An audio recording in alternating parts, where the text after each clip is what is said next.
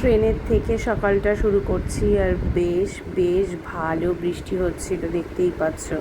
তো তখন খুব টেনশন হচ্ছিল, কি জানি আমরা পুরোটাই হয়তো ট্রিপে বৃষ্টি পাবো কি পাবো না। যাই হোক, গুড মর্নিং সবাইকে। আমি ব্লগটা শুরু করার আগে কিছু কথা তোমাদেরকে বলে দিই। সেটা হচ্ছে, আমার ব্লগটা এদিক ওদিক করে হয়তো পোস্ট হবে, কারণ আমি কালকে ব্লগটা যে পোস্ট করেছি সেটা আমার ঘুরতে যাওয়া স্টার্ট হয়ে গেছে। তার আগে একটা ব্লগ আমি পোস্ট করতে পারিনি, কারণ যেহেতু আমার নেটওয়ার্ক প্রচণ্ড ইস্যু ছিল, ওয়াইফাই ঠিক কাজ করছিল না, তার জন্য আমি ব্লগ পোস্ট করতে পারিনি বলে ওই ব্লগটা আমি পরে পোস্ট করব। মানে বৃহস্পতিবারের একটা ব্লগ আমার বাকি রয়ে গেছে। আমি আগে ঘোরার ব্লগগুলো পোস্ট করে দিই, তারপর বৃহস্পতিবারের ব্লগটা পোস্ট করে তারপর আবার রেগুলার ব্লগ যেরকম পোস্ট করি সেরকম পরপর যাবে। এটা তোমাদেরকে বোঝার সুবিধার জন্য আমি একটু বলে দিলাম। তো যাই হোক, দেখতেই পাচ্ছ আমরা সকালবেলা উঠে বৃষ্টি দিয়ে আমাদের গুড মর্নিং হয়েছে। তারপরে আমরা একটু ব্ল্যাক কফি খেয়ে নিয়েছি। তারপরে আমরা এনজিপি স্টেশনে সোজা পৌঁছে গিয়েই একেবারে জিনিসপত্র নিয়ে, মানে লাগেজ নিয়ে আমরা রওনা দিয়েছি যেখান থেকে গাড়ি ধরবো।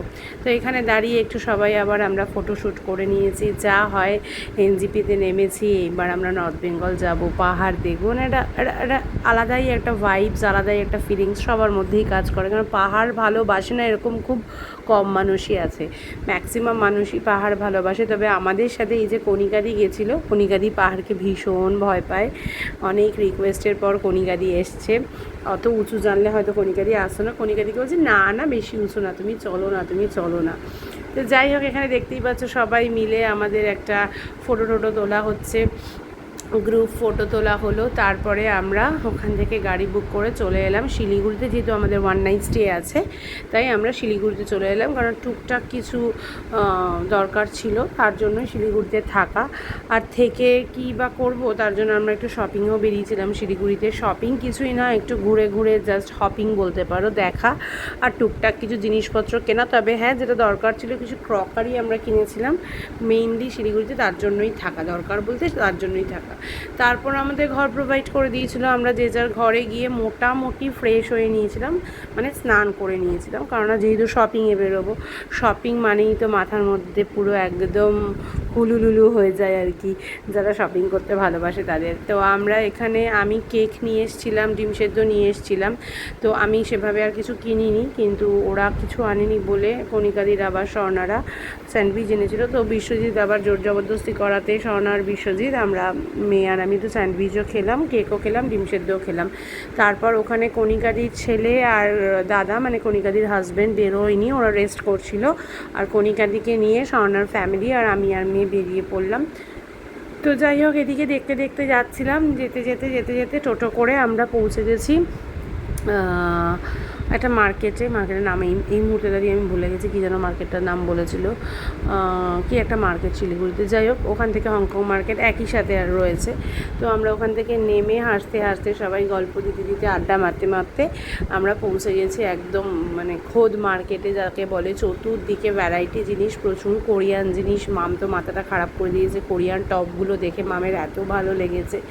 তারপরে ওখানে দেখে নিলাম একটা হনুমানজির মন্দির, কিন্তু সামনে মানুষ দাঁড়িয়েছিল, তাই তোমাদের সাথে সেভাবে শেয়ার করতে পারিনি। হনুমানজির মুখটা সেভাবে দেখা যাচ্ছিল না। আর সত্যি কথা বলতে এখানে প্যান্ট টপস এত সুন্দর সুন্দর, হ্যাঁ আমাদের নিউ মার্কেটেও পাওয়া যায়, বাট এত এই মেটেরিয়ালগুলো পাওয়া সত্যিই যায় না।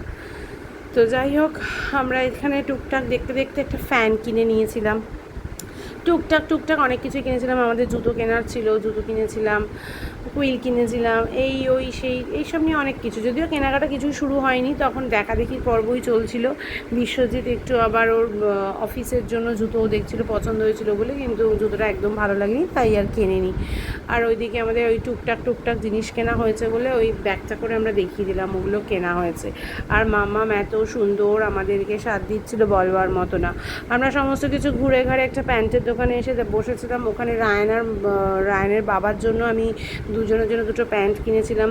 ওটা দেখে বিশ্বজিতের ভালো লাগলো বলে বিশ্বজিৎ আবার দেওয়া হলো। তবে সত্যি নিডেনের প্যান্টগুলো দেখতে ভীষণ সুন্দর ছিল, আর কোয়ালিটিও খুব ভালো ছিল। তারপর আমরা হংকং মার্কেটে ঢুকেছিলাম, সুন্দর সুন্দর সোফার কাভার বিক্রি হচ্ছিল। তো ওখানে দাঁড়িয়ে একটু সোফার কাভার নিলাম, স্বর্ণা মাস্ক নিল, বিছানার চাদর নিল, আমি স্কার্ফ নিলাম, অনেক জিনিস নেওয়া হলো ওখান থেকে। কিন্তু নিজেদের জন্য কিছু না, ঘরের জন্য, জাস্ট নিজের ঘরের জন্যই সমস্ত কিছু নেওয়া হয়েছিল। এই যে এই দোকানটা থেকে আমরা নিয়ে নিয়েছিলাম। সুন্দর সুন্দর সোফার কভার ছিল। আমার তো বাড়িতে আসার পর মানে আমি এখন যখন ভয়েস ওভার দিচ্ছি, এখন আমি বাড়িতে, আমার মনে হচ্ছিল যে কেন আমি মানে এর আগেও মনে হয়েছে যে কেন আমি আরেক সেট নিয়ে এলাম না, কিন্তু সবটা তো আর ওরকমভাবে সবসময় সব কিছু হয় না, তাই আর হয়নি। তো যাই হোক, এখান থেকে বিছানার চাদরগুলো নিয়েছিল স্বর্ণা, ওগুলো খুব ভালো ছিল, মেটেরিয়াল হিসেবে ভীষণই ভালো। তারপর আমার একটু চাবির রিং, ফ্রিজ ম্যাগনেট এগুলো দরকার ছিল, এগুলো নিলাম। তারপর নিয়ে নিলাম ছাতা, যেটা আমার বর বলে দিয়েছিল লম্বা ছাতা, মানে বড় ছাতা যেগুলো হয় সেগুলো আমার জন্য নিয়ে আসবে। আনলাম, বেশ ঠিক আছে নিয়ে আসবে। এই যে ছাতার দোকান থেকে অনেকগুলো ছাতা নিয়ে নিয়েছিলাম, মায়ের জন্য একটা, তারপরে আমার বরের জন্য একটা, বিশ্বজিৎ একটা নিল, আমার ঘরের জন্য দুটো ছাতা নিলাম।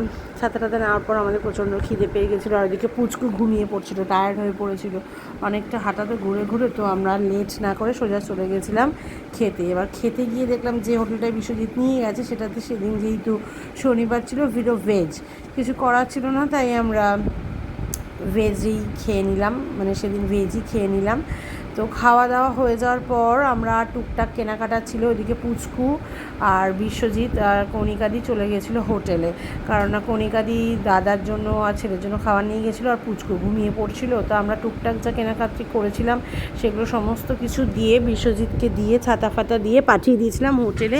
তারপর আমরা চলে এসেছিলাম গোল্ডেন প্লাজাতেই মেন ক্রকারিটা পাওয়া যাবে। তো এদিকে ক্রকারি কিনতে চলে এসেছিলাম আমরা। ক্রকারি কিনতে ঢুকে তো মাথাটা সেই লেভেলের পাগল হয়ে গেছিলো। এত সুন্দর সুন্দর ক্রকারি বলতে আমরা নর্মাল যে সেরামিক বুঝি না সেইটা নয়, এটা টিবেটিয়ান সব, আর এত ফাইন আর এত লাইট ওয়েট যে রেগুলার হ্যান্ডেল করতে একদম অসুবিধা হবে না। আমরা এখান থেকে কিনি যে ক্রকারিগুলো, সেগুলো হচ্ছে তোমার ওই সেরামিক, যেগুলো খুব ভারী হয়, হ্যান্ডেল করতে অসুবিধা হয়। বাট এই টিবেটিয়ান ক্রকারিগুলো রেগুলার ইউজ করলেও খুব একটা তোমার অসুবিধা হবে না, কারণ একদম ভারী নয়। তো যাই হোক, আমার থেকে বেশি স্বর্ণাই বেশি কেনাকাটা করেছে, আমিও কিনিনি একেবারে তা না, কিনেছি। তো এই যে কেনাকাটা করে মোটামুটি স্বর্ণাকে বলছে আর আসবে, বলছে না আর হবে না, অনেক কেনাকাটা হয়ে গেছে। আর আসবে মানে এর পরের বার যখন নর্থ বেঙ্গলে আসবে তখন কি শিলিগুড়িতে স্টে করবে? স্বর্ণা বলছে না একদমই করবো না। কিন্তু পরে যখন ফেরত চলে এসেছি আমরা, বলেছে না বৌদি আরেকবার গিয়ে কেনাকাটা করতে হবে শিলিগুড়িতে। তো যাই হোক, এই নিয়ে আমাদের হাসাহাসি চলছিল। তারপরে আমরা তো এদিকে হোটেল খুঁজে পাচ্ছিলাম না, অনেক ঘুরে তারপরে হোটেল খুঁজে পেয়ে আমরা এসে হোটেলে রেস্ট করছিলাম, একটু রেস্ট করে আবার বেরিয়েছিলাম। যদিও একেবারে ডিনার আনতে হবে, ডিনার নিয়ে আসবো, আর একটু মোমো খাবো না তা তো হয় না। শিলিগুড়িতে নাকি এক জায়গায় খুব ভালো মোমো পাওয়া যায়, কিন্তু আমাদের হোটেল থেকে বেরিয়েই এক জায়গায় যে মোমোটা আমরা খেলাম, উরি বাবা কি ভিড় ছিল দোকানটায়, প্রচুর ভিড়। আশেপাশে কিন্তু পরপর অনেক মোমোর দোকান ছিল, দেখতেই পাবে তোমরা, কোথাও ভিড় ছিল না, পার্টিকুলার ওই দোকানটায় বিশাল ভিড়।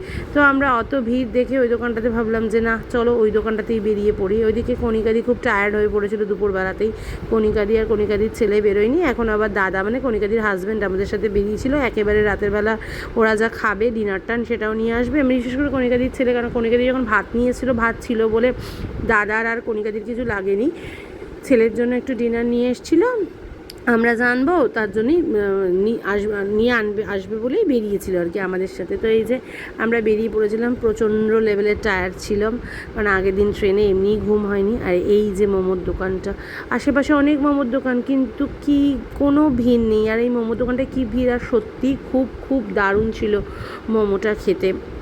আমরা খুব ভালো খেয়েছিলাম, আমার খুব বড় সাইজও দিয়েছিল মোমোটা, চাটনিটাও ভালো দিয়েছিল, স্যুপটাও টেস্ট ছিল খেতে। যা খেয়ে দিয়ে আমরা চলে গেছিলাম যে চলো আমরা কি খাবো সেদিন রাত্রেবেলা। তো শেরি পাঞ্জাব ছিল দোকানটার নাম, শেরি পাঞ্জাব দেখেছিলাম। তো শেরি পাঞ্জাবে ভাবলাম চলো আমরা একটু বিরিয়ানি নিয়ে নিই। তার আগে আবার চন্দনদা একটু চা খেলো, তো চন্দনদাকে চা খাইয়ে দিয়ে, মানে খাওয়া দাওয়া করার পর চন্দনদা আমরা চলে গেছিলাম বিরিয়ানি নিতে। বিরিয়ানিটা নিয়ে বাড়িতে এসে যে যার ঘরে বসে ডিনার করে দিনটা শেষ করলাম। কালকে পাহাড়।